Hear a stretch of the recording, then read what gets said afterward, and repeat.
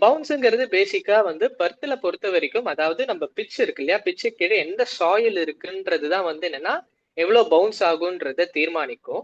ஆ எந்த சாயில் இருக்கு அப்படின்னு வந்து பார்த்தீங்கன்னா, நல்லா பிளாக் சாயில் விக்கெட் தான் வந்துட்டு பெர்த்ல ஆஸ்திரேலியன் கண்டிஷன்ஸ்ல வந்து இந்த பிளாக் சாயில் விக்கெட் தான் இது பண்ணுவாங்க. பிளாக் சாயில்னா ஒண்ணும் இல்ல. நம்ம ஊர்ல இந்த கருப்பு களிமண் தான்.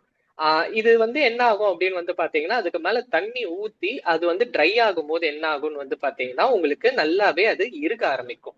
ஸோ அப்படி இருக்கிற வந்து அந்த கிராஸ் வந்துட்டு பார்த்தீங்கன்னா, உங்களுக்கு ஐ மீன் கிராஸ்ன்றேன் பாருங்க. அந்த களிமண் வந்துட்டு ரொம்பவே ஹார்டா இருக்கும். ஆ ரொம்ப சிம்பிள். எக்ஸாம்பிள்க்கு வந்து பார்த்தீங்கன்னா, இப்ப நம்ம விநாயகர் சதுர்த்திக்கு பிள்ளையார் வாங்குவோம். அதுவும் வந்து கிட்டத்தட்ட ஒரு பிளாக் கிளேல தான் செய்வாங்க. அந்த பிள்ளையார் வந்து நம்ம தண்ணி தெளிச்சு பண்ணோனே எவ்ளோ இறுக்கமாயிடுதோ, அதே அளவுக்கு இறுக்கமாயிடும்.